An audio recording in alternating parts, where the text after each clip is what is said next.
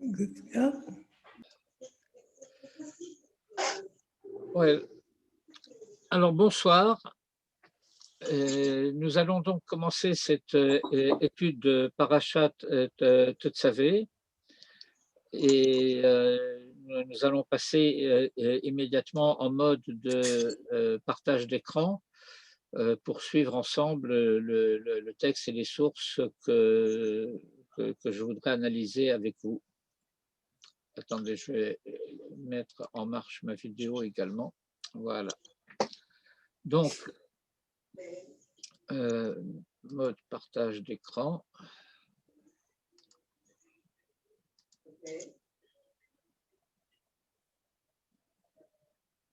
Alors, qu'est-ce qui se passe ici? Bien, et donc,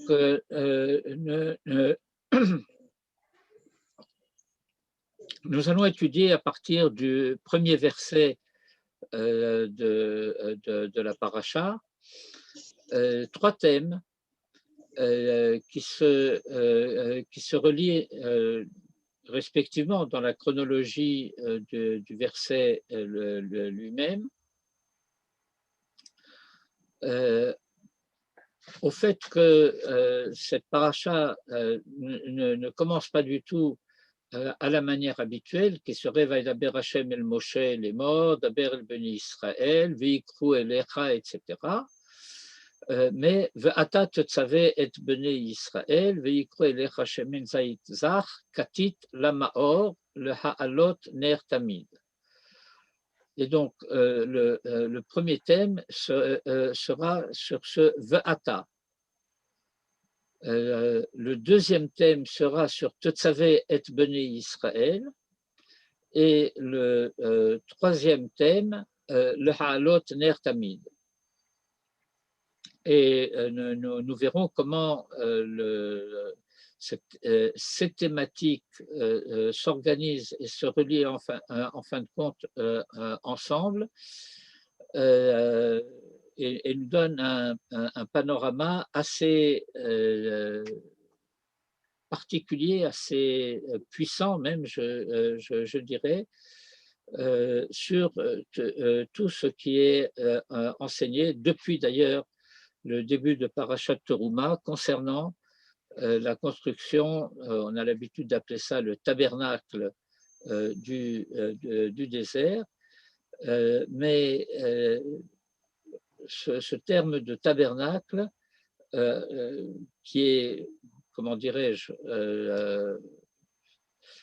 techniquement exact pour traduire la tente du désert, bon, mais qui ne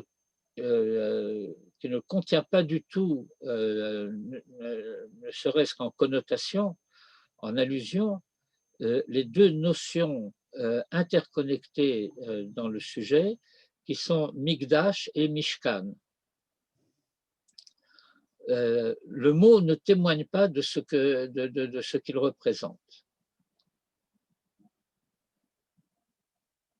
À savoir que ce Mishkan, qui est la résidence de la présence divine sur terre, et qui est provisoire en tant que Mishkan, parce que sa vocation authentique, c'est d'être Mikdash.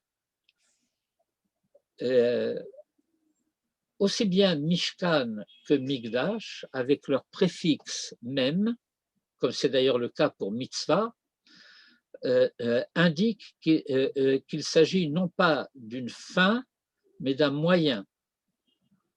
Du point de vue du fonctionnement de la langue hébraïque, lorsqu'un substantif est construit avec le préfixe même, eh bien, cela va désigner soit l'objet qui va être le moyen par lequel une fin sera réalisée, ou bien la personne qui va être assujettie, désignée, missionnée pour réaliser le projet.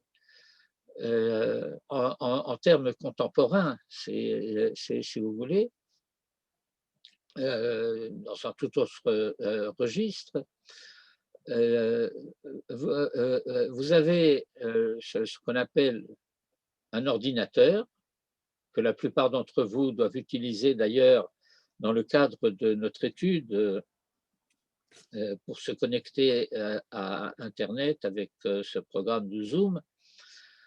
Eh bien, un ordinateur en hébreu se dit mahshev, la racine chashav,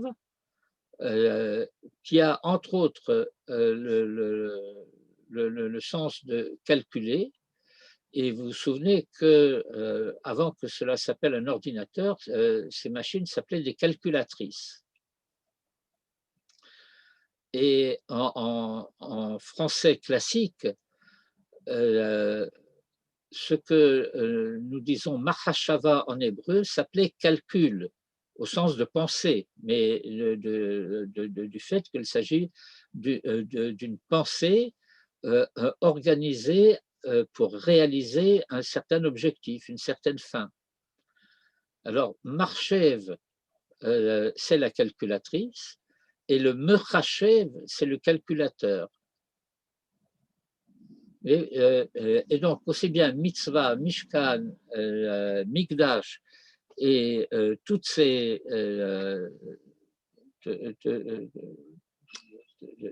expressions, tous ces termes qui sont préfixés par même, retenez l'idée, ils représentent le moyen de réaliser une fin.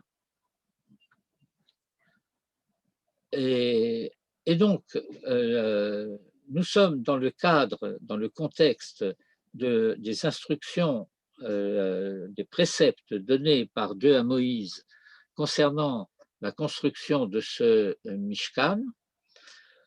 Et dans la paracha de Tetzavé, qui fait suite à la paracha de Teruma, dans laquelle il a été essentiellement question de la structure du Mishkan et de certains des… on a l'habitude d'appeler ça des objets du culte ou du mobilier du Mishkan, en particulier le Aaron. Et dans notre paracha, il sera beaucoup question de la fonction des Kohanim et en particulier de Bigdei Kehuna, des vêtements de ce qu'on appelle en français les vêtements sacerdotaux, les vêtements de la Kehuna. On traduit habituellement Kehuna par prêtrise, mais je n'aime pas tellement utiliser ce terme parce que il est inexact. La fonction du Cohen, je sais bien, c'est comme ça qu'on traduit partout. Et même dans d'autres langues, le terme qui est utilisé, c'est ce terme de prêtre. Mais peut-être qu'on en parlera un peu après, s'il nous reste du temps, nous verrons un commentaire de Rashi à propos des Bigdei Kehuna. Mais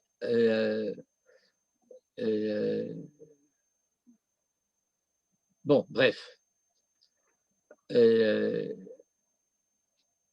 donc, le fait que la paracha commence de cette manière, abrupte, Ve'ata tetzavé et bnei Israël, et toi, quant à toi, tu tetzavé et bnei Israël, nous reviendrons sur cette expression après. La traduction que vous avez en regard des différents termes en hébreu provient d'un cours de Manitou donné en 1990 sur la paracha, et c'est une traduction qu'il commente et critique dans la suite. Nous ferons de même pour un certain nombre de points parce que il sera nécessaire de faire un certain nombre de mises au point. Mais très souvent, Manitou utilisait les traductions habituelles pour faire ressortir ensuite en quoi elles étaient problématiques, inexactes,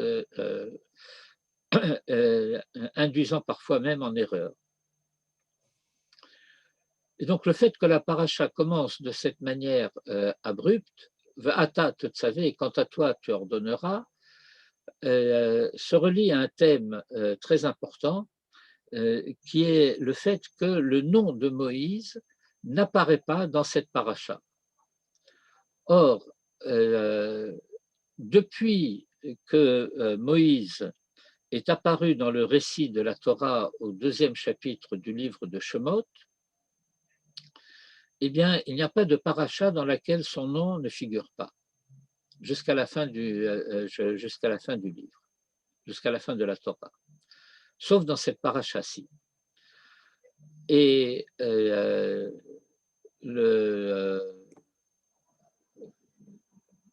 tradition habituellement fait remarquer à ce sujet le fait que le récit de la Torah qui se continue après la paracha de Tetzavé, au début de la paracha de Kitissa, dans cette paracha de Kitissa, va déboucher sur une espèce de parenthèse dans ce récit de la Torah qui, depuis la paracha de Teruma jusqu'à la fin du livre de Shemot, jusqu'à la paracha de Pekudé, ne traite que d'un seul sujet, c'est le Mishkan.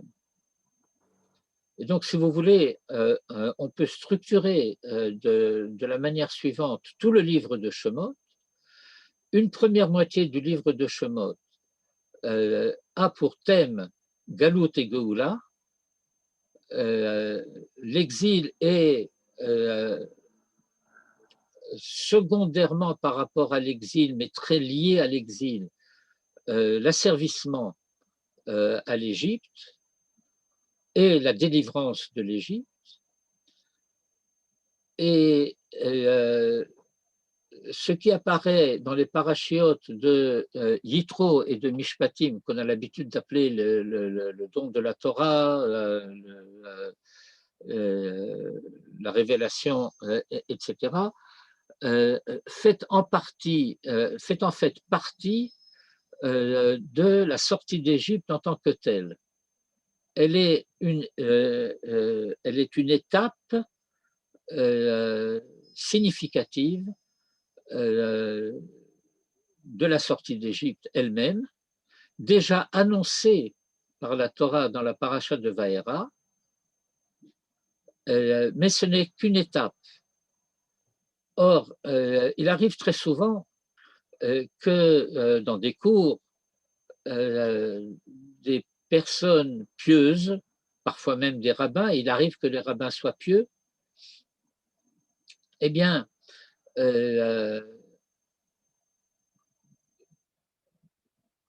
prennent le Matan Torah comme étant l'objectif de la sortie d'Égypte, ce qui est une erreur. C'est totalement inexact. C'est à ce point inexact que c'est faux. Alors, pieusement, quand on dit les choses de cette manière, on argumente la libération matérielle, physique, la sortie d'Égypte, la libération spirituelle avec Matan Torah, tout ça c'est bien, c'est vrai, etc. Mais en tant que tel, ce n'est pas un objectif. En tant que tel, ce n'est pas une fin. Une fin au sens d'une fin en soi. L'objectif de la sortie d'Égypte, tel qu'il apparaît dans la structure du Sefer Shemot, c'est la construction du Mishkan. En réalité, ce Mishkan, on devrait le construire à Jérusalem. Mais il y a des raisons secondes qui vont faire qu'il faut dès à présent commencer à le faire. On ne peut pas attendre d'être arrivé à Jérusalem pour construire le Beth Amikdash parce que c'est trop urgent. Et donc, il faut déjà commencer à le faire maintenant, et c'est la raison pour laquelle il y aura ce Mishkan qui va précéder le Mikdash.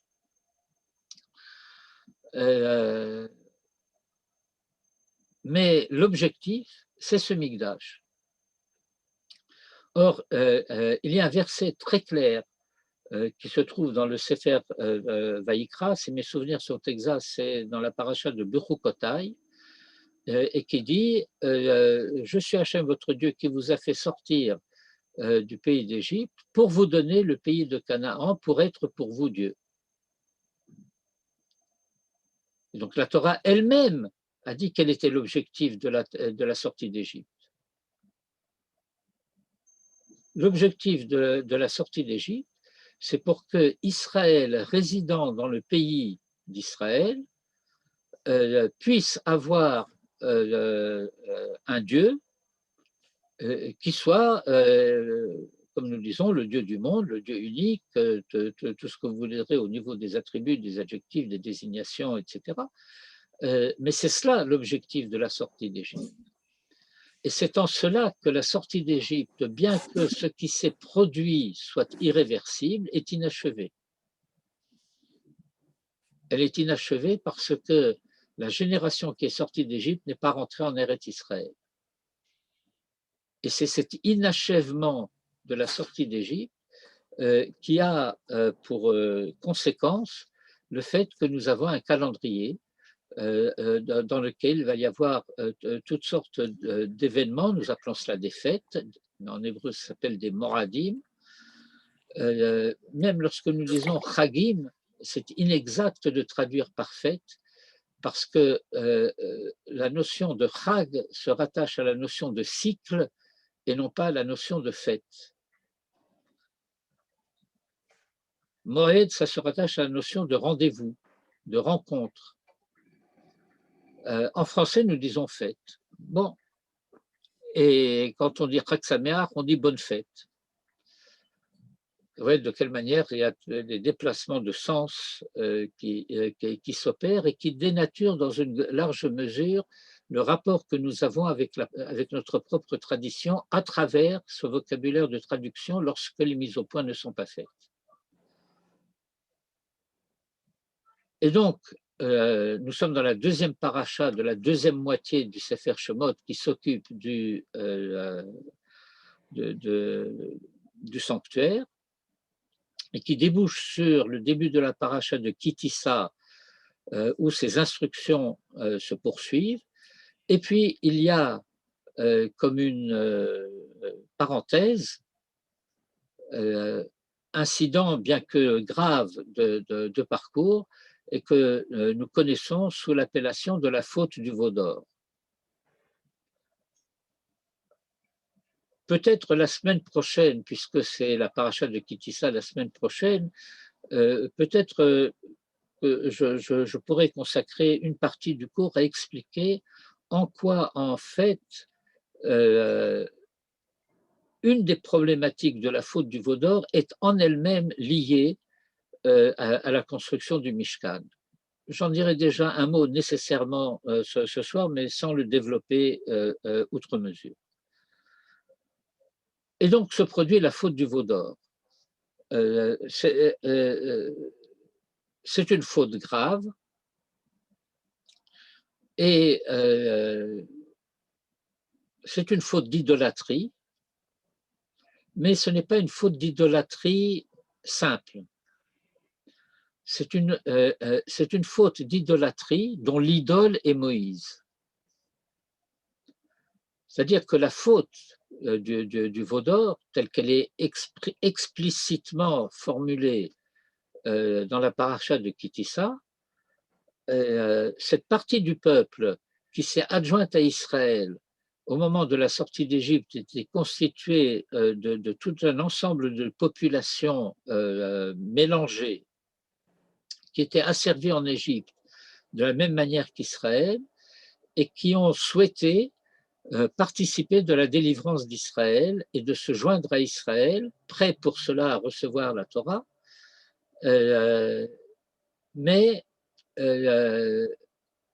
qui se trouvent dans une relation de dépendance spirituelle et psychique par rapport à Moïse, qui fait que lorsqu'il leur semble que Moïse tarde à descendre de la montagne et qu'ils sont pris de panique s'imaginant qu'il ne redescendra pas de la montagne, parce que, à la manière des médiateurs dans le monde et dans la mentalité païenne, il est descendu sur terre pour réaliser un certain projet, et il a réalisé ce projet, il est remonté au ciel, et maintenant, et bien maintenant il nous manque.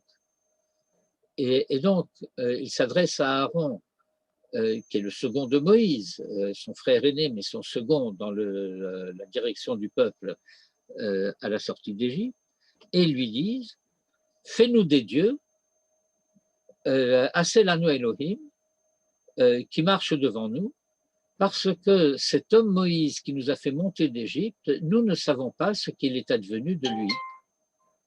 Et par conséquent, de façon très explicite, la demande du Erev Rav, comme on l'appelle en hébreu, vise à remplacer Moïse, pas à remplacer Dieu. Leur fidélité à Dieu n'est pas en cause, c'est leur relation à Dieu qui est en cause. Parce que pour eux, la relation à Dieu ne pouvait passer que par Moïse. Et Moïse n'étant pas redescendu de la montagne, craignant qu'il ne redescende pas de la montagne, eh bien, ils veulent quelque chose qui fasse figure. Il y a parfois un terme qui est utilisé dans le vocabulaire de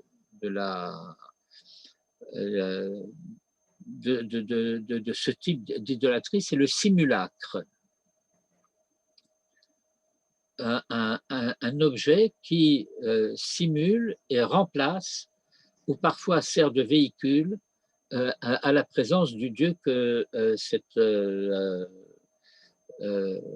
manière d'être religieuse vénère dans sa croyance. Alors Moïse va prier. Il va prier, et entre autres, il va demander à Dieu de surseoir au châtiment éventuel, imtissa avonam, ou imtissa chatatam, si tu supportes leur faute, mais ça veut dire si tu leur accordes un sursis. Sous-entendu, c'est bien. Ve'im ayin, et sinon, mechenina misifrecha asher katavta, efface-moi, s'il te plaît, de ce livre, du livre que tu as écrit,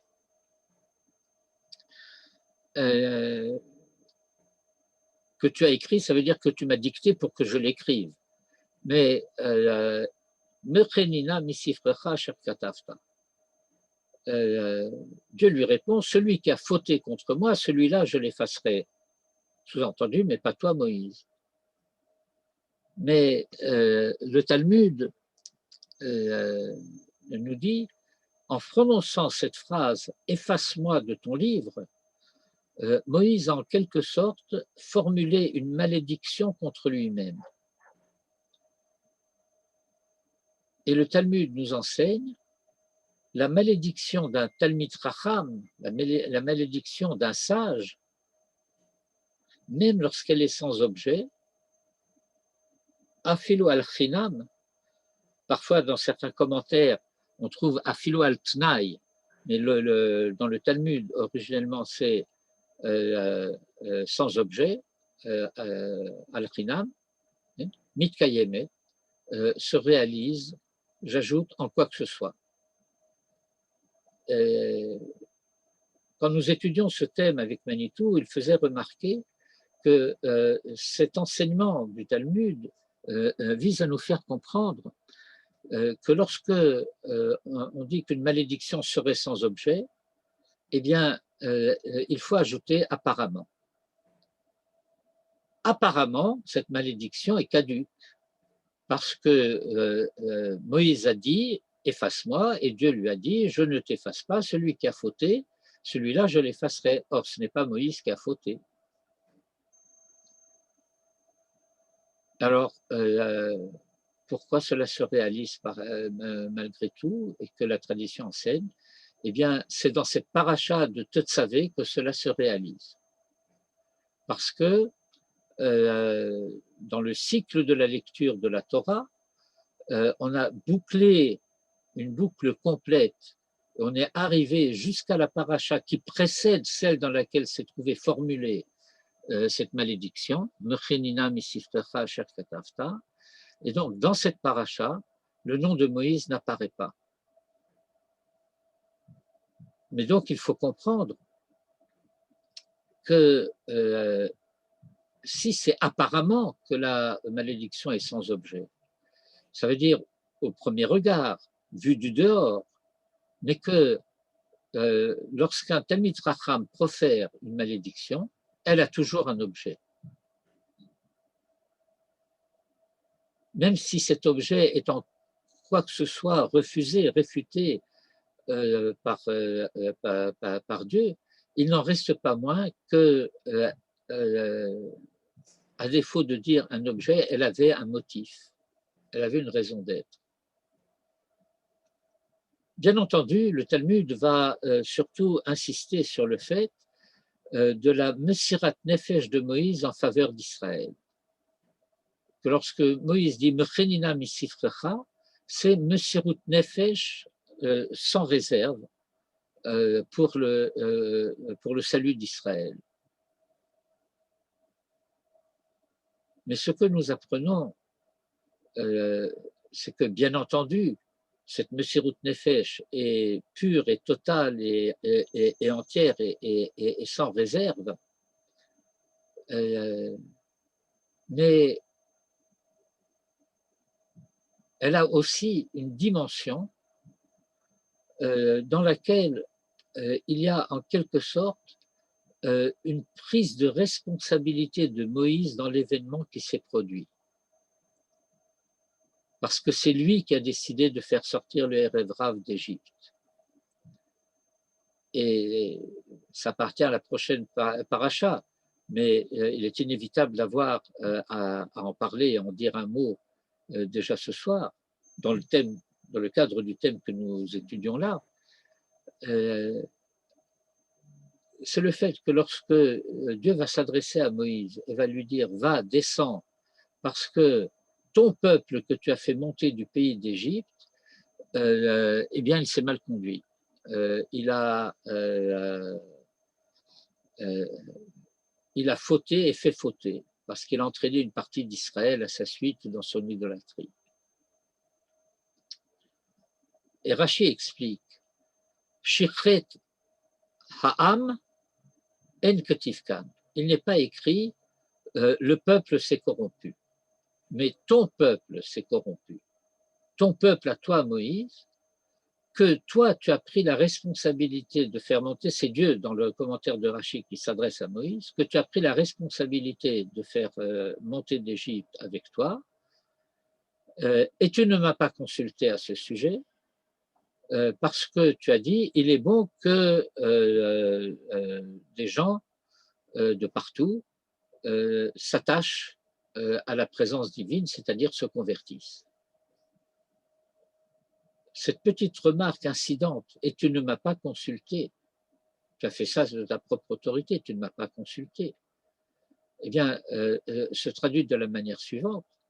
C'est évident que tu ne m'as pas consulté. Ce n'est pas une bévue, ce n'est pas une simple omission. C'est bien volontairement et sciemment et lucidement que tu ne m'as pas consulté, parce que tu savais très bien que si tu me consultais, je te dirais non. Et tu l'as fait quand même. Et tu l'as fait quand même pour la raison qui est donnée là-bas dans le commentaire de Rashi, parce que tu as dit, qu'est-ce que tu as dit exactement?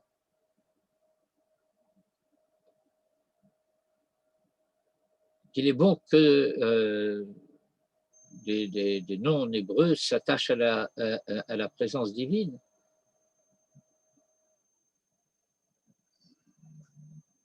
Pour quelle raison c'est bon que les non-hébreux s'attachent à la présence divine? Je fais une petite parenthèse. Dans les années tardives, quand je dis tardive, c'était surtout au XIXe siècle, à partir du XIXe siècle. Il y a une légende qui a commencé à courir, c'est que le judaïsme ne fait pas de prosélytisme. C'est totalement faux.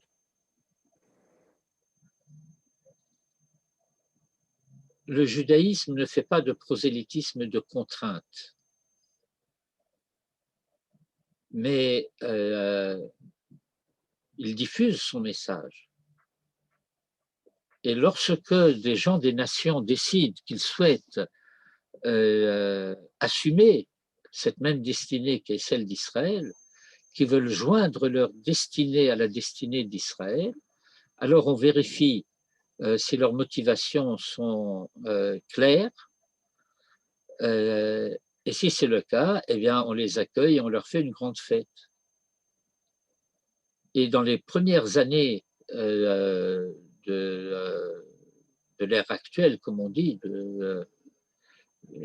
il y avait une intense rivalité de prosélytisme des juifs et des chrétiens vis-à-vis du monde gréco-latin. Et c'est quelque chose qui doit être connu, à tel point que le Talmud va nous dire que Israël n'est jamais parti, n'est jamais allé en exil que pour que s'attachent à lui des guérim. Et que donc, d'une certaine manière,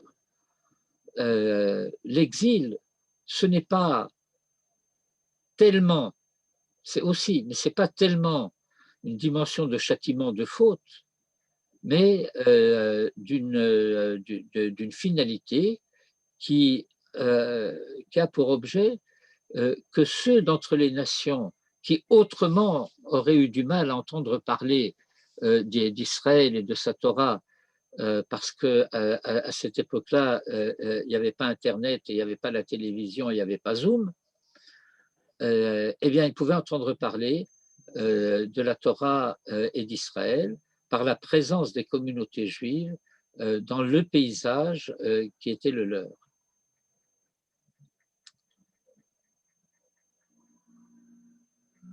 Mais Moïse sait parfaitement que cette responsabilité qu'il a prise attendez, je vais me mettre en stop share parce que ce n'est pas utile que vous ayez ce texte sous les yeux alors que je suis en train de vous parler. Moïse sait parfaitement que ce peuple qu'on appelle le Erev Rav, cet ensemble d'ethnies, littéralement en hébreu, c'est le grand mélange de populations diverses que Moïse prend sur lui d'associer aux enfants d'Israël dans la sortie d'Égypte. Bien, il sait très bien que de la même manière que la sortie d'Égypte des enfants d'Israël s'est faite dans l'urgence,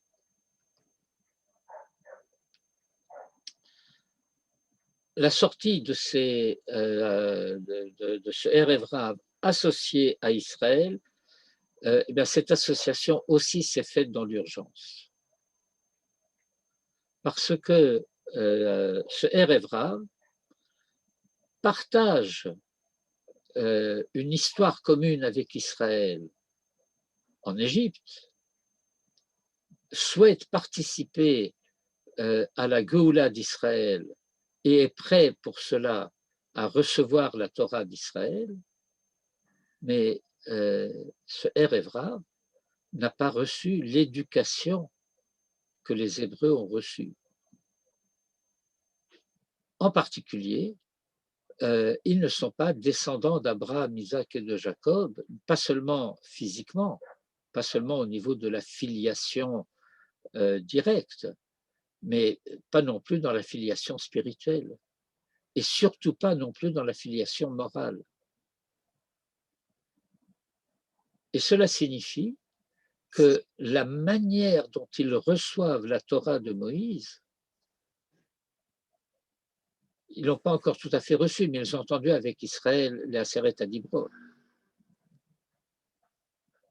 Mais la manière dont ils risquent de se relier à ce message de la Torah d'Israël est un mode païen.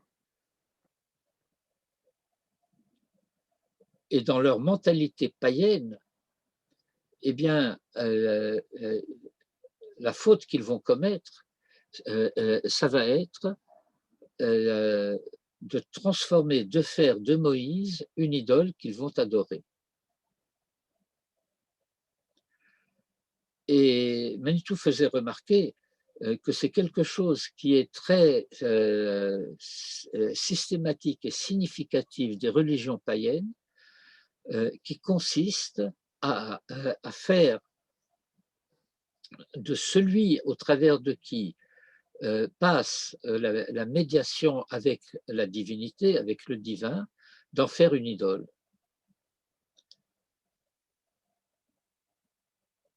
Et par conséquent, au travers de cette analyse, Moïse est conscient du fait qu'il porte une part de responsabilité dans le fait qu'il a fait monter d'Égypte ce Erev Rav impréparé du point de vue de sa manière d'être, de son identité profonde, impréparé à être associé à Israël dans son histoire et dans son projet. Or, de quoi s'occupe-t-il maintenant? Ben, il s'occupe de la construction du Mishkan. Or, il est indispensable que ce Mishkan soit un Mishkan qui soit authentiquement et exclusivement dédié à la présence divine. Et par conséquent, il faut que Moïse soit totalement effacé dans cette histoire pour qu'il n'y ait absolument aucune possibilité d'éventualité de risque qu'un quelconque culte à Moïse puisse être associé par qui que ce soit au culte qui est voué à Dieu dans ce temple.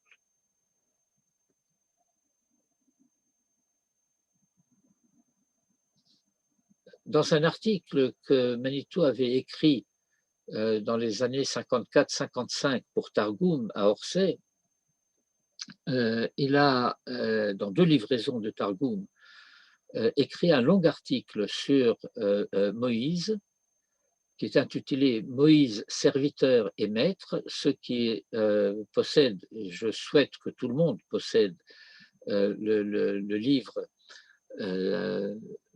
La parole et l'écrit, les 2 volumes de La parole et l'écrit. Bien entendu, tous les articles de Targum sont repris dans cet ouvrage. Et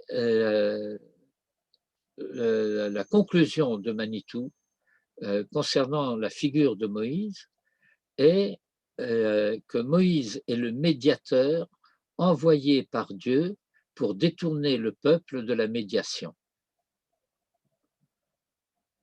Okay. Cela signifie que Moïse, en tant que médiateur, doit se faire transparent.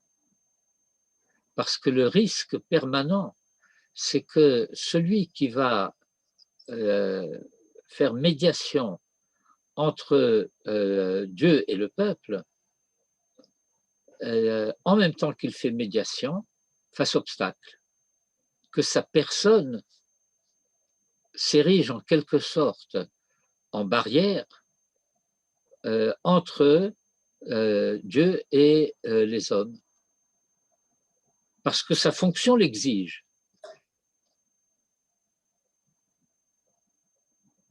Mais cela, Moïse doit l'éviter. Et c'est la raison pour laquelle, parce que Moïse a réussi cela, que sa prophétie est d'un ordre et d'un rang et d'une nature radicalement différente de tous les autres prophètes. De ce qu'on dit que lorsque Jérémie ou Ézéchiel ou Isaïe ou n'importe lequel des prophètes parle, tout le monde sait qu'il parle au nom de Dieu, mais c'est lui qui parle. Alors que quand Moïse parle, tout le monde sait que c'est Dieu qui parle par sa bouche. Shrina medaberet mitor gorono. C'est la présence divine qui parle du fond de sa gorge. Et cette transparence de Moïse, elle est manifestée plus particulièrement dans cette paracha de Tetzavé, parce que c'est dans cette paracha de Tetzavé que va être de manière insistante présentée la figure de ceux qui auront la charge du culte dans ce Mishkan. Fondamentalement, Aaron ou Vanav. Les Kohanim, et puis secondement, je n'ai pas dit secondairement, mais secondement, par la suite, il y aura aussi les Lévi'im, mais déjà dans cette paracha, dans ces parachiotes-là, avant même la faute du Vaudor, il est clair que la avoda qui sera réalisée dans ce Mishkan, dans ce Mikdash, sera assurée par Aaron et ses fils et ses descendants, un Kohen Gadol et des Kohanim qui assureront à tour de rôle le service de la avoda, on traduit par le culte. Bon, on en souffre, mais c'est comme ça, on parle français, alors il faut à chaque fois refaire les mises au point. La avoda, ce n'est pas un culte, mais c'est quand même un culte, mais ce n'est pas un culte. Vous connaissez l'histoire du chauffard? Vous connaissez l'histoire du chauffard? Ils se taisent. Le chauffard leur fait peur. Bon, je ne vous raconterai pas l'histoire du chauffard. Et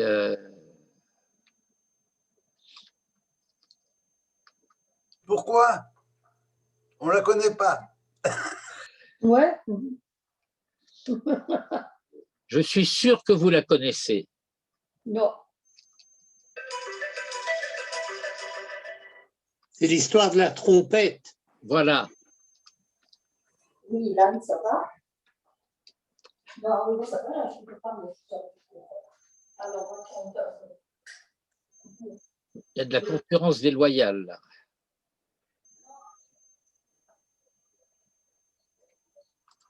Racontez-nous l'histoire. Ah, ben c'est dans un café, des gens qui sont au comptoir en train de prendre leur petit blanc ou leur bière ou je ne sais pas quoi, entendent deux ou trois personnages qui sont assis à une table et qui chuchotent plus ou moins et qui parlent de chauffard, chauffard, chauffard. Alors ils appellent la police en disant il y a des chauffards dans le café, ils ont probablement provoqué un accident. Bon. Alors la police arrive, on les emmène au commissariat, on les interroge, dit c'est quoi un chauffard? C'est quoi cette histoire de chauffard? Ah ben monsieur le commissaire, on ne peut pas vous dire. Comment ça on ne peut pas vous dire. Alors ils commencent à se fâcher, ils insistent, etc. Et puis bon, écoutez, monsieur le commissaire, puisque vous insistez, on va vous le dire, un chauffard, c'est une trompette. Mais si un chauffard, c'est une trompette, pourquoi vous ne l'avez pas dit tout de suite? Parce qu'en vérité, monsieur le commissaire, un chauffard, ce n'est pas une trompette.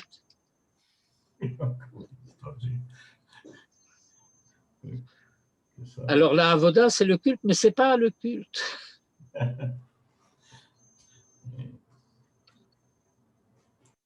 Et donc, ceci, c'était sur le mot de ve'ata.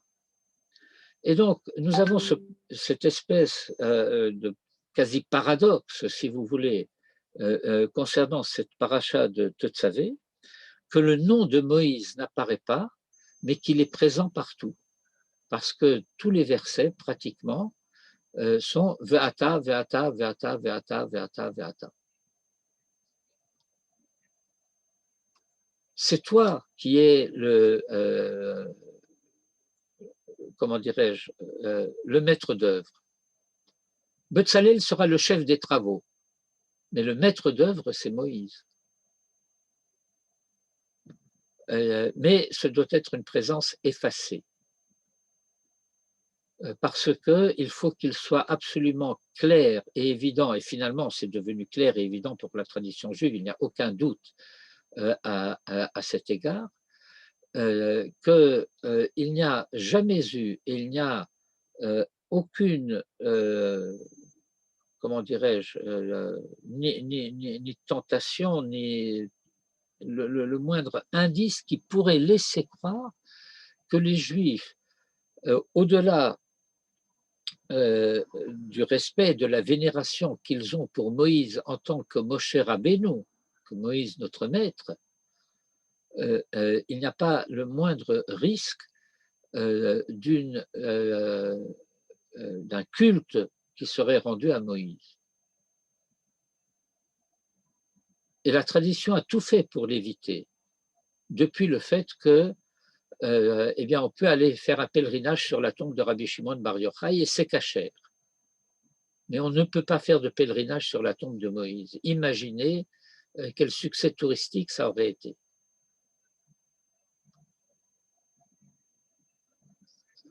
Mais lorsqu'on voit que le dérapage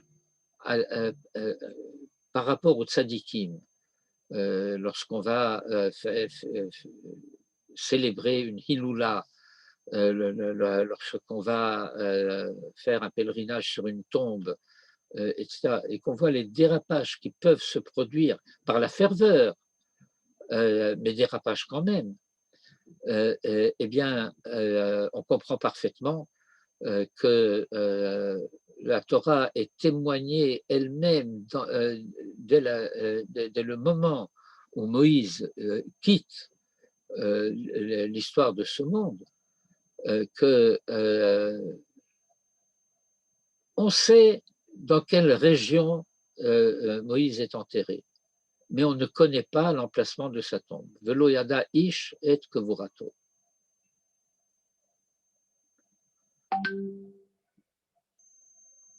Et donc, nous avons là le premier thème, le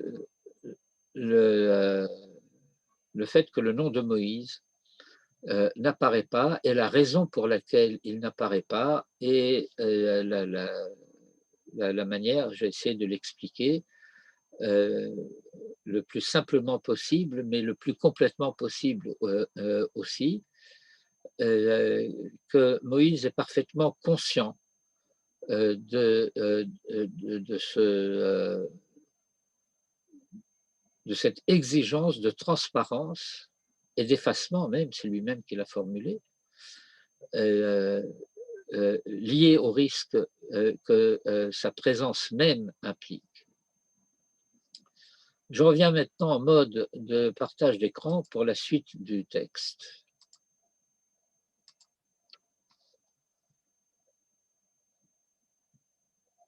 Alors, Tetzavé et Béné Israël.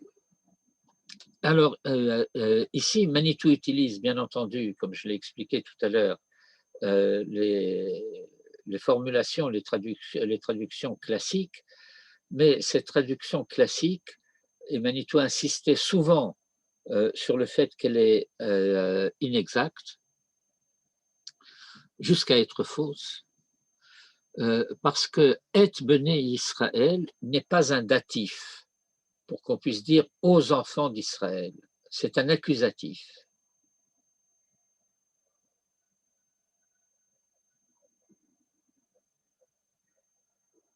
Et Manitou disait que le verbe, le tsavot, peut avoir deux déclinaisons. Une déclinaison avec et et une déclinaison avec le. Le tsavot le ou le tsavot et. Et que les significations, bien que proches, ne sont quand même pas identiques. Qu'est-ce qui se passe là? Attendez, excusez-moi.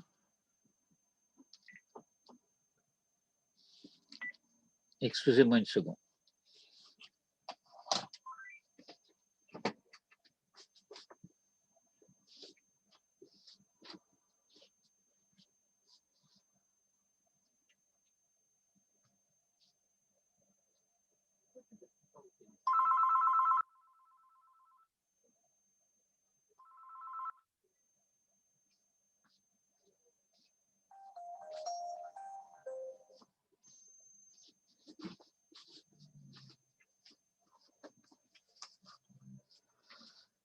Mehila. Non, en tout cas, ça vous a donné l'occasion de lire un peu le texte en mon absence.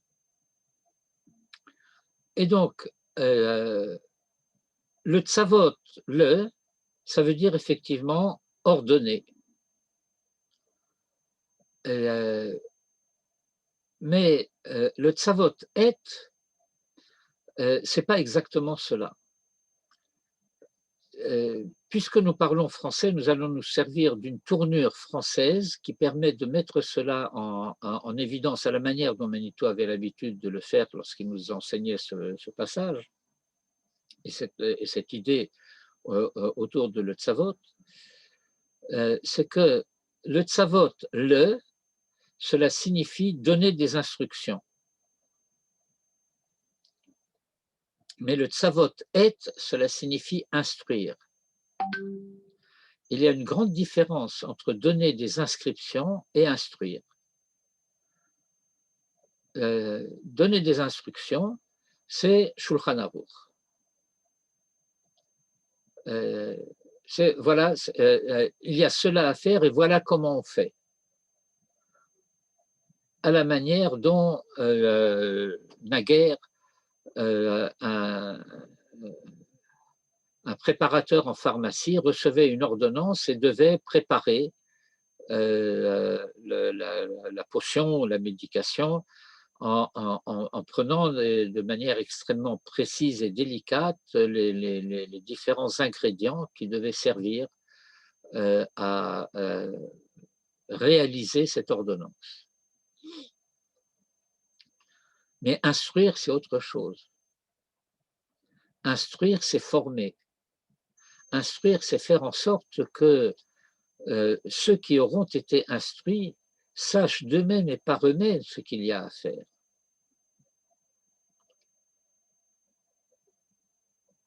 Et donc, il aurait fallu traduire donc ici, et quant à toi, tu instruiras les enfants d'Israël.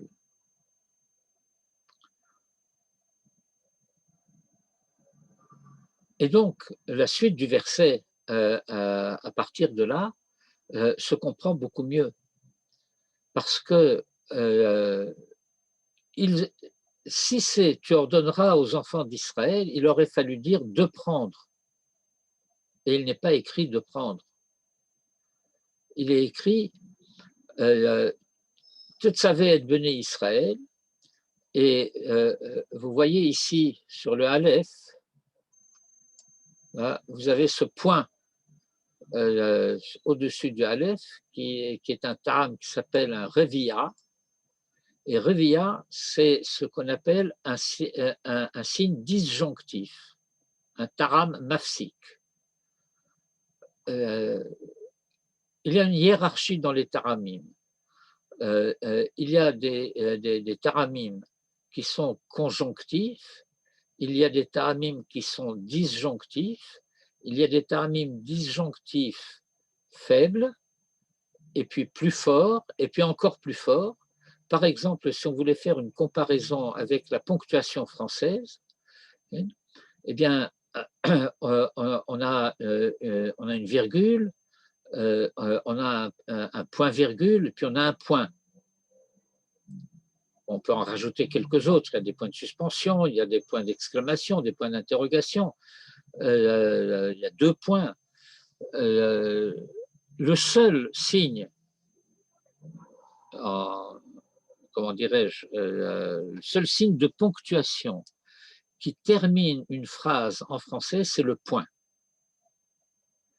C'est la raison pour laquelle, du point de vue orthographique, bien qu'on n'ait pas l'habitude de faire comme cela, on ne devrait pas mettre de majuscule après un point d'exclamation ou un point d'interrogation.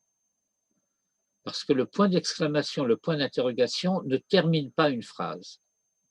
Seul le point termine la phrase. Passons. Mais nous avons donc Et Bnei Israël revia. Et donc Tam mafsik. Et donc on ne peut pas dire tu ordonneras aux enfants d'Israël de prendre pour toi, parce que de prendre pour toi serait une subordonnée, et tu ordonneras quoi de. Il y a une incise, à qui? Mais il ne peut jamais y avoir, ni en hébreu ni en français, de séparation entre le sujet et le verbe, ou entre le verbe et le complément d'objet. C'est illégal. C'est une faute de syntaxe. Et ici, c'est une faute de syntaxe spirituelle. Parce qu'il dit, tu instruiras les enfants d'Israël. Et les enfants d'Israël ayant été instruits, alors ils prendront pour toi de l'huile d'olive pure, etc. De la même manière que nous avions déjà rencontré un peu ce thème avec le début de la paracha de Teruma, Daber el Beni Israël, parle aux enfants d'Israël, sous-entendu, et si tu sais quoi leur dire et comment le leur dire, alors d'eux-mêmes, Veikro elecha Teruma, Veikro li Teruma, Met Koli, Shasher Edvenu Libo, etc.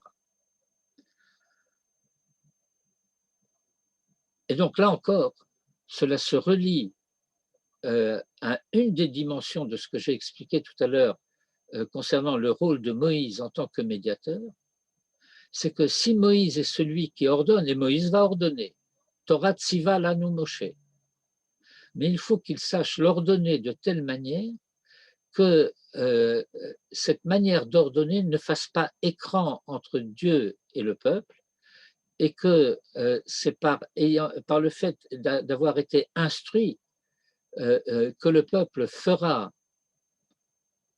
de lui-même, bien que cela lui soit ordonné, ce que Dieu attend de lui. C'est la dimension de Gadol Metzuvé Veose, Mimi She'eno Metzuvé Veose, qui est un paradoxe par rapport à notre mode de pensée classique, occidental, habituel.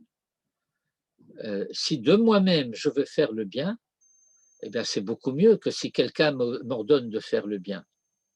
Eh bien, la Mishnah des Pirkei Avot nous dit le contraire. Pourquoi? Parce que la Mishnah des Pirkei Avot sait parfaitement que lorsque un commandement est donné, le fait même qu'un commandement soit donné à une conscience qui se sait et qui se connaît libre provoque une réaction de refus, provoque une réaction de rejet, provoque une réaction à tout le moins de mise en attente.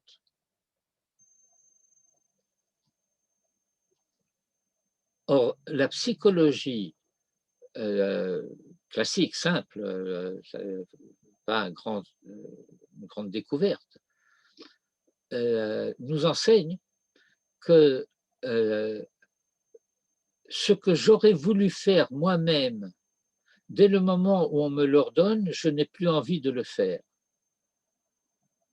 Parce que cela risquerait d'effacer le fait que je voulais le faire moi-même, et puisqu'on me l'a ordonné, alors c'est parce qu'on me l'a ordonné que je le fais. Et c'est là qu'un enseignement extrêmement important qu'on peut accrocher à l'analyse de la bracha que nous faisons avant la pratique d'une mitzvah, dit, voilà, qu'est-ce qu'on attend d'Israël? Eh bien, on n'attend pas d'Israël l'obéissance. On attend d'Israël l'adhésion. Et l'adhésion, c'est comme le dit Rabbi Alexandri dans le Talmud, dans le traité de Brachot, si mes souvenirs sont exacts, à la page 17, Ribono shel olam, maître du monde, Galou veyadoua lefanecha, il est dévoilé est connu devant toi, chez Rotsonenu Larasot Rotsonecha, que notre volonté, c'est de réaliser ta volonté. Faites bien attention, réaliser ta volonté, ce n'est pas obéir. C'est le fait que c'est par la manière dont Israël réalise ce qu'il réalise que la volonté de Dieu se fait. Il ne s'agit pas d'obéir à ta volonté, mais de réaliser ton projet. Et tu sais que c'est cela notre désir, que c'est ça notre souhait, c'est ça notre volonté.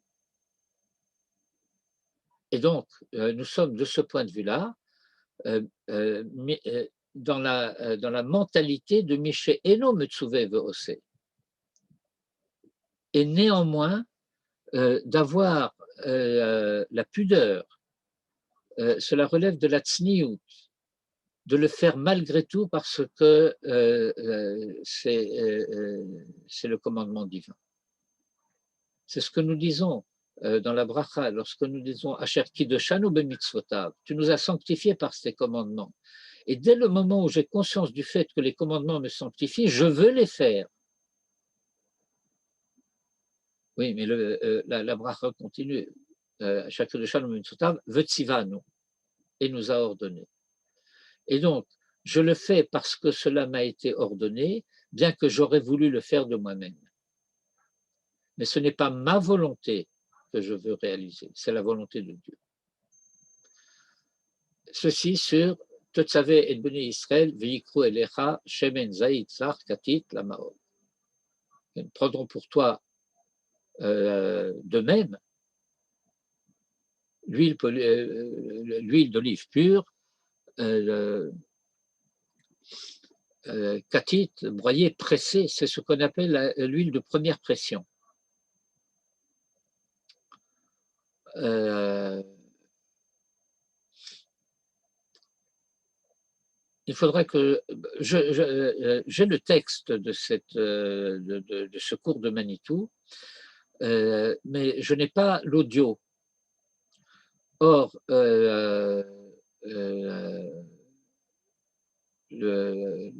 transcription la première transcription de ces parachiotes de Manitou a été réalisée par notre ami qui nous manque beaucoup, Yehuda Nakash, qui a fait aussi les enregistrements et qui a consacré énormément d'heures également à commencer à transcrire ses cours.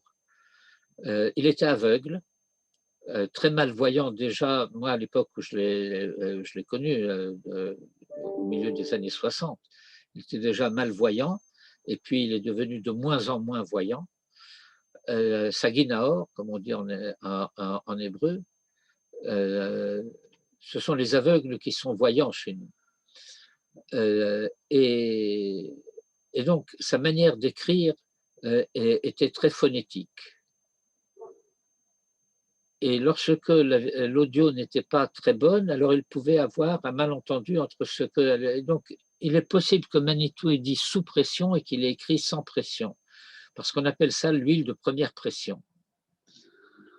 Enfin, c'est une hypothèse pour laquelle je n'ai pas de possibilité de vérification, puisque je n'ai pas la cassette audio de ce cours. Et le passage, ce verset se termine par le Ha'alot Ner Tamid, et pour bien faire,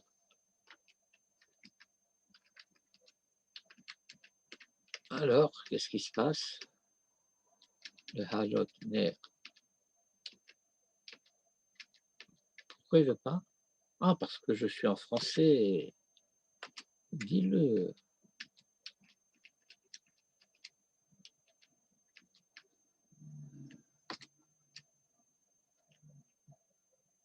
Voilà, il faut terminer par les 2 points qui indiquent la fin du verset. Tu étais peut-être sous pression. Voilà. Et donc, le Ha'alot Ner Tamid, pour faire monter une lumière perpétuelle.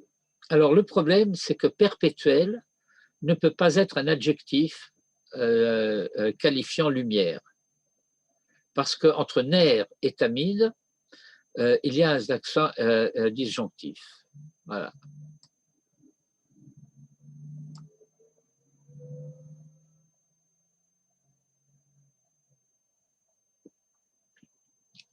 Il y a un accent disjonctif. Et donc, c'est le ha'alot ner tamid. De manière plus exacte, et c'est d'ailleurs dans ce sens-là que va le commentaire de Rashi, il faudrait dire pour faire monter une lumière perpétuellement. Bon, je laissais comme ça parce que c'est comme ça que se présente le texte du cours de Manitou, mais cette remarque éclairée par le commentaire de Rashi et la lecture des Tamim est importante. Et Rashi précise d'ailleurs là-bas, je le dis en passant, que Tamid, que l'on traduit par perpétuel, peut avoir deux sens. Il peut avoir le sens de constant, c'est-à-dire ininterrompu, comme par exemple la présence des pains de proposition sur la table d'or. Il fallait qu'il y ait des pains de proposition sur la table toujours. Et donc, il y avait une technique très particulière pour faire glisser les pains qu'on enlevait en même temps qu'on faisait glisser les pains qu'on mettait en remplacement, pour que jamais il n'y ait une situation dans laquelle il manquerait un pain sur la table. Mais en ce qui concerne aussi bien Ner Tamid que le Korban Tamid, Rashi explique, eh bien, ce n'est pas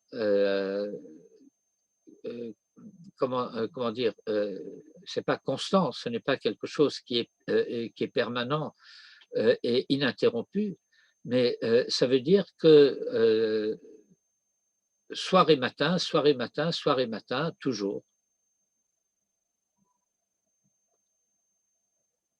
Pour les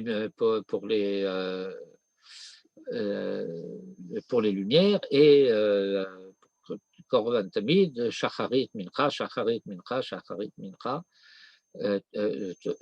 toujours. Donc perpétuellement, cela veut dire qu'on recommence à chaque fois qu'il faut le faire, mais cela peut aussi avoir le sens de toujours, c'est-à-dire en permanence. Alors, nous allons lire le commentaire de Rashi sur cette expression, le ha'alot ner tamid. Nous lirons également ensuite la source de Rashi dans le Talmud et le commentaire de Rashi dans son commentaire sur le Talmud, et enfin le commentaire du Gur Aryeh du Maharal de Prague sur le commentaire de Rashi sur la Torah. Le ha'alot ner tamid. Et ce commentaire de Rashi, eh bien, un autre commentaire va lui faire écho plus loin dans la Torah, dans la paracha de Beha'alotecha. Dans la paracha de Beha'alotecha, une des premières parachutes du Sefer Bamidbar, après la parachat Nasso, eh bien, la Torah va dire également, là-bas, elle va utiliser la même expression que ici, le ha'alot ner tamid, beha'alotecha et hanerot, lorsque tu feras monter les lumières. Et Rashi là-bas aussi va expliquer, un peu différemment, mais dans le même sens de ce qu'il explique ici. Je lis avec vous à la ligne 16, Madlik, il allume, Ad shetehe shalhevet ola me'eleha, jusqu'à ce que la flamme monte d'elle-même.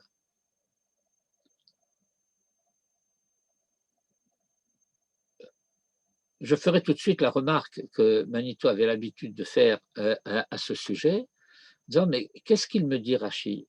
Il n'y a pas d'autre moyen d'allumer que ça. Je vais approcher une source de lumière, une flamme, de la mèche de la lampe que je veux allumer.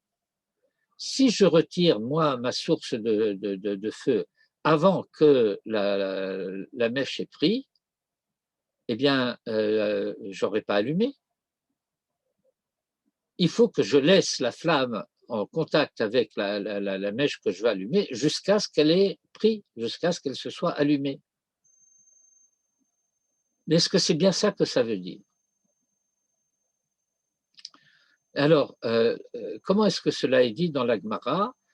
Et j'ai isolé le passage du contexte dans lequel il se trouve et qui est aussi lié à Hanouka, mais nous sommes dans Purim, et donc ce n'est pas pertinent. Et l'enseignant de la Baraita, que c'est dans une Baraita, a posé une question concernant qu'est-ce que ça veut dire le Ha'alot Ner Tamid. Et le Talmud nous dit, il a posé la question, Hutane la, il a enseigné sous-entendu la question, Vehu Amar la, et lui-même il a répondu à sa propre question. Et voilà comment est la réponse. Que de shetehe shalhevet ola me'eleha, que Rashi a rendu par ad shetehe shalhevet ola me'eleha, mais dans le Talmud, il y a une suite. Que de shetehe shalhevet ola me'eleha, afin que la flamme monte d'elle-même, velo shetehe ola al yedei davar acher, et pas qu'elle monte par l'intermédiaire d'autre chose.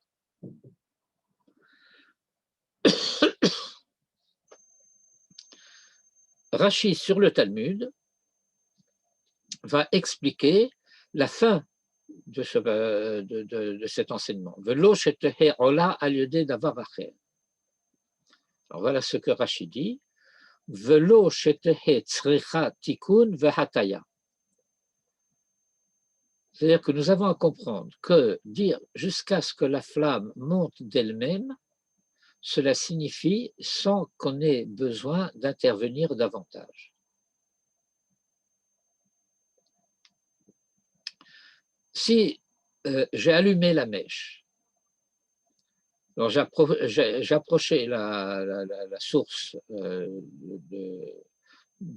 feu de la mèche, la mèche a pris et j'ai enlevé la source d'allumage. Mais voilà, ça grésille, bon. Alors, il va peut-être falloir que je mouche un peu la mèche ou que je la redresse. Je dis non, ça, c'est pas caché. Il faut laisser la flamme source en contact avec la lampe, la lumière que j'allume, jusqu'à ce que je puisse retirer la source sans plus avoir besoin d'intervenir.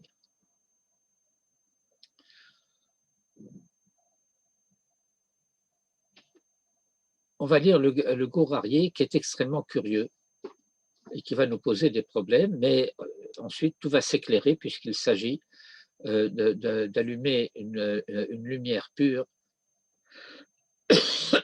avec cette huile de première pression. Gourarié du Maharal de Prague sur le commentaire de Rashi. Ad shetehe shalhevet ola me'eleha, jusqu'à ce que la flamme monte d'elle-même. De Imloken, parce que si ce n'est pas le sens de le ha'alot, alors il aurait fallu dire le hadlik ner tamid, pour allumer une lumière perpétuellement. Mais c'est à cela qu'on se sera attendu.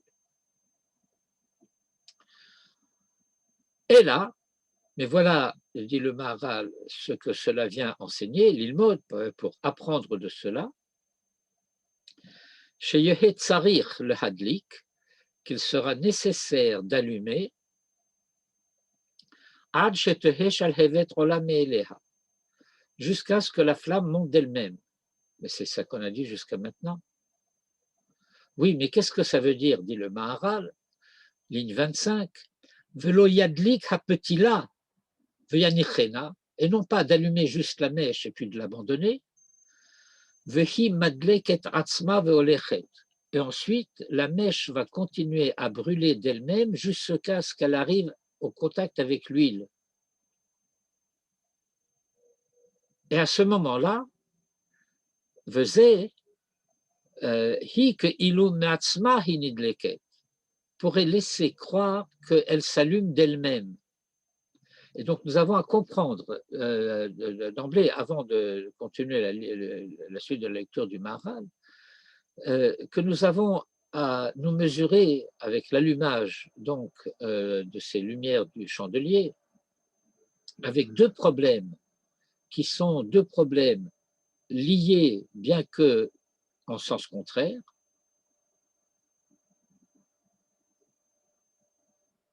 Il faut que la flamme monte d'elle-même, mais il ne faut pas qu'il puisse y avoir le sentiment qu'elle se soit allumée d'elle-même.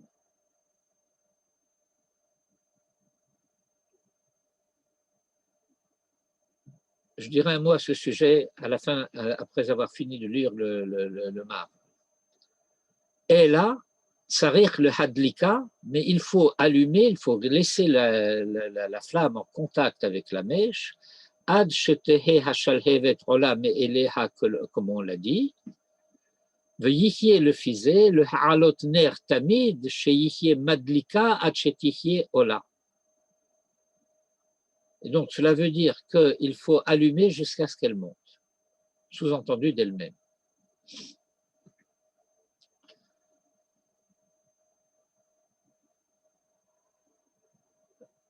Le sujet autour duquel tourne cette thématique de l'allumage du chandelier a deux dimensions principalement. Nous en verrons tout de suite une troisième après. Peut-être brièvement parce qu'il ne nous reste pas beaucoup de temps. D'une part, et cela rejoint encore une fois à la fois le rôle de médiateur de Moïse et sa transparence, c'est le fait que il faut entendre le commentaire de Rashi, ici, Madlik ad shetehe shalhevet olam me'eleha. Et je vais rajouter un mot pour comment dirais-je, illuminer, expliciter le sens de ce que Rashi dit. Il faut par conséquent, du point de vue de la syntaxe française, pour comprendre ce qui est dit en hébreu tel que cela est dit, mais qui ne s'entend pas à notre oreille mal éduquée, il allume jusqu'à ce que la flamme monte d'elle-même et pas plus. Dès le moment où la flamme peut monter d'elle-même, il faut qu'il retire la source de la flamme. Il ne faut pas qu'il la retire trop tôt, mais dès que, cela a pris, si je puis dire, eh bien, il faut qu'il se retire. Et Manitou expliquait, eh bien, c'est cela la fonction et la double difficulté de la fonction de l'éducateur. Il faut éduquer jusqu'à rendre le disciple autonome, et dès le moment où il est capable de tenir debout sur ses pieds par lui-même, eh bien, il faut que l'éducateur se mette en retrait. Et le risque de la part de l'éduqué, c'est maintenant qu'il est debout sur ses deux pieds tout seul, eh bien, il risque d'oublier qu'il a eu un éducateur. D'où le commentaire du Maharal et le commentaire de Rashi sur la Gemara, qui dit si l'éducateur se retire trop tôt, alors le Khanir est mal éduqué. Et si le Khanir est mal éduqué, alors il va falloir que l'éducateur réintervienne. On ne veut pas ça.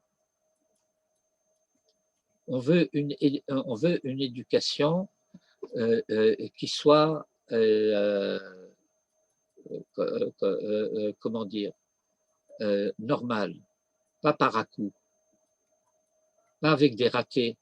Ah, on a oublié quelque chose. Ah, quelque chose n'a pas été. Non. Il faut accompagner le Khanir jusqu'au moment où il devient capable de marcher seul. Et dès le moment où il devient capable de marcher seul, alors il faut que le Khanir se retire. Et étant donné que le mechaner se retire et que le khanir tient sur ses deux pieds, le khanir, c'est-à-dire l'éduqué, le mechaner, c'est-à-dire l'éducateur, eh bien, il y a ici le risque de l'ingratitude de la part du khanir à l'égard du mechaner. C'est à cette ingratitude que fait référence le fait, par ailleurs, qu'il ne faut pas que, je vais le dire d'une manière imagée, par conséquent, avec un anthropomorphisme, il ne faut pas que la lampe puisse s'imaginer qu'elle s'est allumée toute seule. Comme le Maharal le dit, fin de ligne 25, début de ligne 26. Et en extrapolant un petit peu, et en élargissant le sujet, eh bien, il y a le fait que nous allons avoir un enseignement dans Masechet Bava Metzia, si je me souviens bien, à propos d'un problème de pureté d'un four de fabrication particulière, ce qu'on appelle Tanuro chez l'Arnaï, à propos duquel il y a eu une discussion entre Rabbi Eliezer et Rabbi Yoshua et tous les autres Chachamim, sur la pureté ou l'impureté et la manière de traiter le cas de ce four qui d'une certaine manière est devenu impur, peu importe comment et pourquoi, et de savoir est-ce qu'on peut le purifier, est-ce qu'on ne peut pas le purifier, et il y a des accords entre Rabbi Eliezer et Rabbi Yoshua.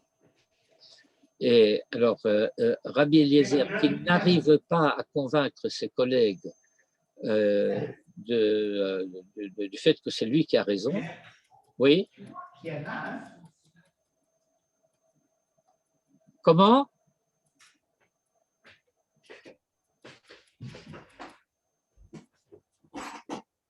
Quelqu'un m'a posé une question? Bon. Et donc, Rabbi Eliezer, ne parvenant pas à convaincre ses collègues, s'exclame si j'ai raison, qu'une voix du ciel le fasse entendre. Alors, il y a une bat-kol, une voix du ciel, un écho de voix du ciel qui se fait entendre et qui dit « Alachat Rabbi Eliezer ». Sur quoi Rabbi Yehoshua intervient et dit « Lo bashamaim hi ». C'est un verset de la Torah. « Lo bashamaim hi ». La Torah n'est pas au ciel. Ou la Torah n'est plus au ciel. Et si la Torah n'est plus au ciel, si la Torah n'est pas au ciel, il peut y avoir l'illusion de croire que c'est de ma pensée que je vais extraire tous les enseignements dont nous parlons. Mais il faut que la Shalchevet soit Olam et Eleha, mais qu'elle ait conscience d'être une Shalchevet qui a été allumée, que c'est une lampe qui en a allumé une autre, et ainsi de suite. Et ça veut dire que le fait que l'O Bashamaim Hi ne doit pas nous faire oublier que Min Hashamaim Hi.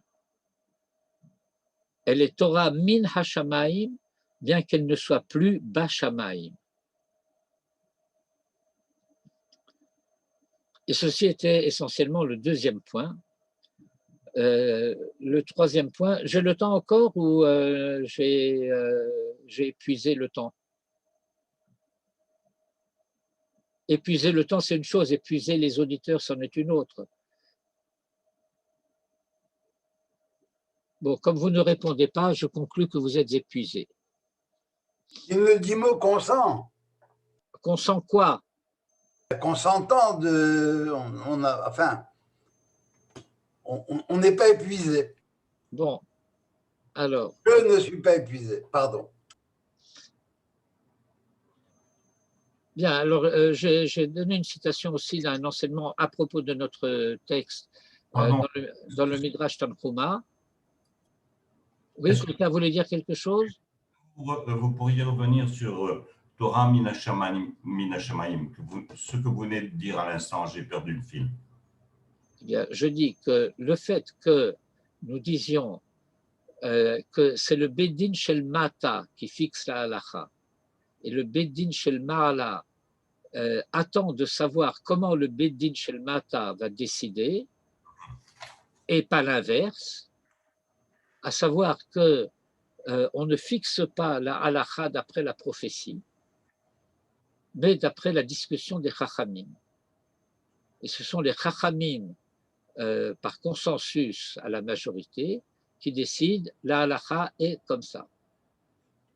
Et donc, cela se formule à travers cette exclamation de Rabbi Yehoshua, Lo bashamaim hi. Elle n'est pas au ciel. Mais le fait qu'elle n'est pas au ciel ne doit pas nous faire oublier qu'elle vient du ciel. Le fait que Lo bashamaim hi ne doit pas nous faire oublier qu'elle est min hashamaim. Ok, toda. Toute la Torah. Et quand je dis toute la Torah, ce n'est pas thématiquement, c'est mot par mot, lettre par lettre, accent par accent, et min hashamayim. Elle est révélation dans son entier et dans son ensemble et dans son détail. Rien, je répète avec un dagesh chazak en français, en caractère gras souligné, rien de la Torah n'est évident par soi-même. Très bien. Mais miracle, bien qu'elle soit min hashamayim, bien qu'elle n'appartienne pas à notre monde, dès le moment où elle vient dans notre monde par révélation divine, elle nous devient compréhensible. Et le fait qu'elle nous puisse être compréhensible peut nous donner l'illusion de croire que c'est moi qui pense dans ce que je pense. À savoir que, à force d'habitude et à force d'orgueil, et également, bien sûr, eh bien, je peux finir par croire que c'est par une manière pieuse de parler que l'on parle de révélation. Mais en réalité, ce serait le génie humain qui aurait produit cette œuvre qu'on appelle la Torah. Vous savez, il y a un chant de Hanouka. Moi, je me souviens, j'ai appris ce chant de Hanouka quand j'étais gosse. Avant d'être au Zéïs, j'étais au Bnei Akiba pendant 2 ans. Mais ça, c'est quand j'étais tout petit. Mais dès que j'ai, enfin, tout petit, j'avais 7-8 ans, peut-être un peu plus, peut-être 8-9 ans. C'était dans les années 55-56. Mais dès que j'ai eu un peu la possibilité d'avoir un avis, eh ben, je suis allé au Louveteau et puis ensuite aux éclaireurs. Et bon, donc je suis un EI. Et sachez bien, ceux qui m'écoutent, il n'y a pas d'anciens EI. EI un jour, EI toujours. On n'est peut-être pas en activité, mais on n'est pas ancien, même si on est vieux. Et donc... se lever tous les matins en voulant faire une BA dans la journée. Très important ça aussi, même à 80 ans. Eh bien, bien entendu, bien entendu. Et donc, voilà qu'on chantait un chant de Hanouka qui était un verset faux de la Torah. Mi yemale gvorot Israël otam mi yimne hen bechol dor yakum hagibor goel ha'am. Mais Ribono shel olam, Le verset dit Mi yomalel gvurot Hashem, pas Mi yomalel gvurot Israël. C'est à la Shomer HaTzaïr qu'on a remplacé Hashem par Israël.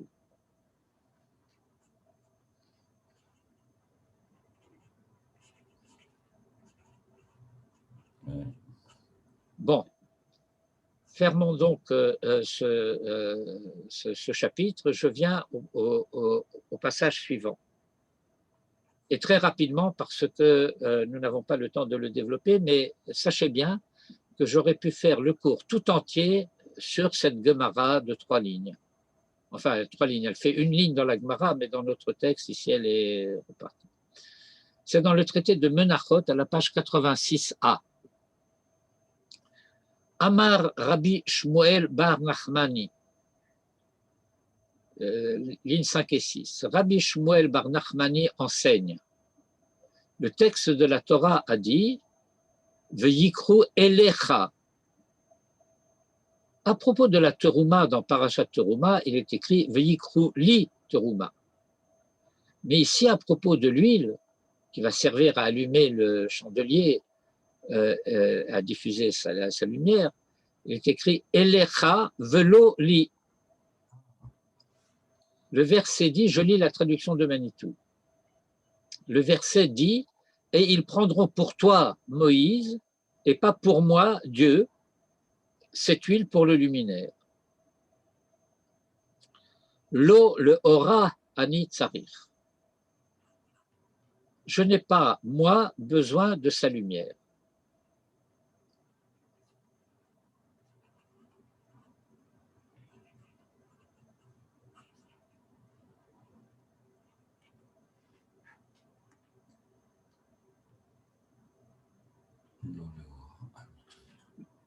Que vient renseigner Rabbi Shmuel bar Nachmani? Eh bien, c'est le fait que cette lumière, elle va être destinée, premièrement, à éclairer le Echal. Il y a quelques années, nous avions consacré une série de cours au Mishkan à propos de ces parachiotes. Et nous avions fait cela avec la projection d'une vidéo présentant les différents éléments du Mishkan et de Bigdei Kehuna dans tous les détails. Et donc, je ne rentre pas dans le détail de cette structure du Mishkan, mais voilà, il y a une partie du Mishkan qu'on appelle le Hechal. Le Hechal, ça comporte un espace qui comporte 3 objets principalement. La table des pains de proposition à droite quand je regarde vers le Saint des Saints, le chandelier face à la table à gauche, et au milieu, en retrait, certains disent un peu décalé vers la droite, l'autel d'or des parfums, sur lequel on faisait brûler l'encens. Cet espace-là, avec le Kodesh HaKodashim, séparé du Hechal par la tenture, par la parochet, s'appelle le Hechal. Bien, le chandelier est destiné à éclairer le Hechal. Et donc, voilà techniquement, si vous voulez, ce que Rabbi Shmuel bar Nachmani enseigne. Ne croyez pas que Dieu ait besoin de cette lumière. Cette lumière est destinée au temple. Et dans la mesure où cette lumière est destinée au temple, eh bien, elle est destinée à diffuser depuis le temple dans le monde entier. Dans la mesure où le temple est une miniature du monde, dans la mesure où le Beth Amikdash, c'est un monde en miniature qui contient tous les éléments et où on va réaliser comme en laboratoire ce qu'il va falloir pourtant un jour, finalement, en fin de compte, pouvoir réaliser à l'échelle du monde tout entier. faire que le monde tout entier soit Beth Hashem, au lieu d'être Beth Avadim. Que cette mutation de Beth Avadim en Beth Hashem, qui est déjà indiciellement indiquée dans le premier Beth de Bereshit, eh bien, se constitue en fin de compte. Et à ce moment-là, Israël sera Mamlechet Kohanim pour les nations du monde.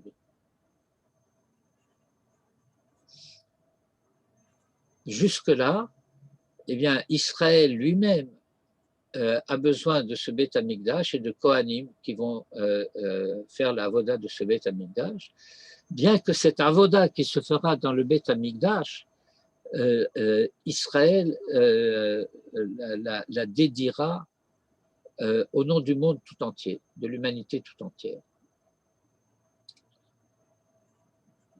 Mais cet enseignement de Rabbi Shmuel bar Nachmani, je vais conclure là-dessus et peut-être l'année prochaine pourrons-nous reprendre ce même thème si c'est nécessaire, vient nous enseigner la chose suivante, qui fait partie de ces choses dont on a l'habitude de dire qu'elles vont sans dire, mais à quoi on ajoute que ça va mieux en le disant. Parce qu'à force de ne pas dire, on finit par oublier. Et à force d'avoir oublié, on ne sait plus que cela avait été dit. J'aurais énormément à dire à ce sujet, et peut-être que j'écrirai ça un jour.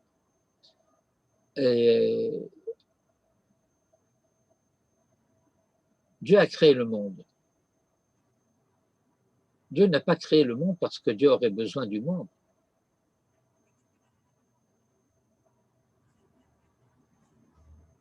Dieu a donné les mitzvot.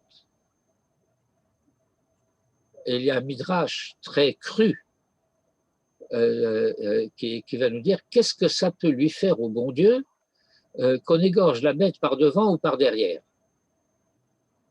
Que pour la cache-route, on égorge l'animal et on ne lui brise pas la nuque, on ne va pas l'assommer. Qu'est-ce que ça peut lui faire à lui? Et la Gemara répond simplement, à lui ça ne fait rien, à nous ça fait beaucoup.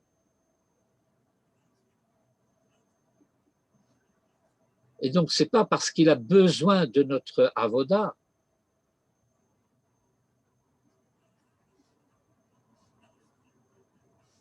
qu'il nous propose sa Torah, qu'il nous propose de prendre en charge son projet pour le monde.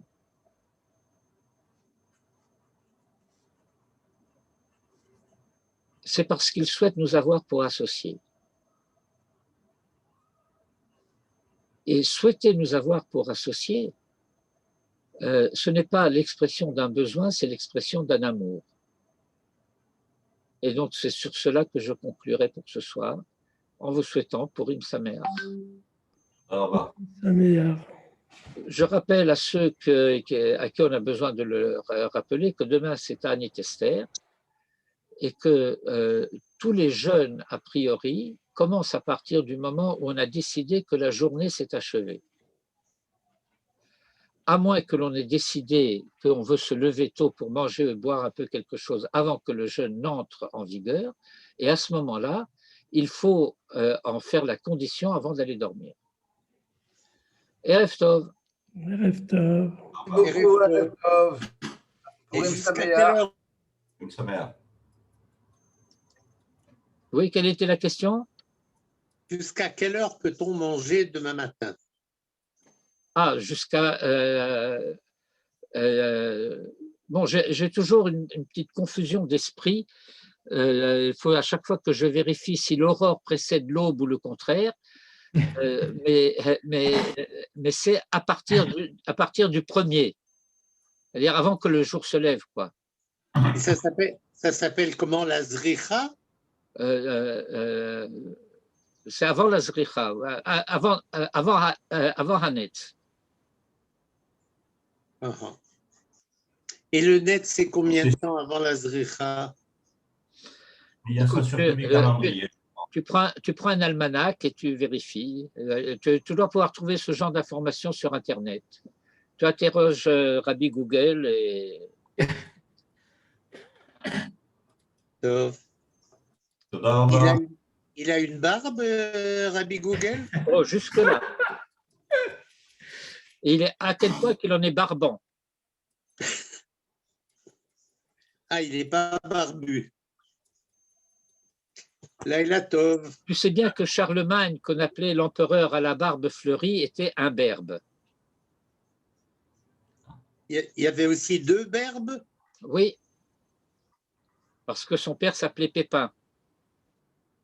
Il y a aussi berbère.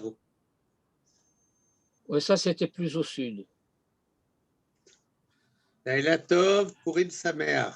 Laila Tov, Purim Sameach. Et pour ceux que cela intéresse, je vous rappelle, demain soir à 8h, un cours sur Purim en hébreu. תודה רבה. Je vois sur WhatsApp qu'il y a eu un cours sur Purim. Oui, il y a un cours privé qui d'habitude est privé, mais cette fois-ci on a décidé de le faire sur Purim et donc j'ai décidé de rendre ce cours public. Très bien. Il est privé de quoi? Il est dans ton site? Oui, il est sur YouTube. Parfait. Merci. C'est privé de public. Parfait. Merci.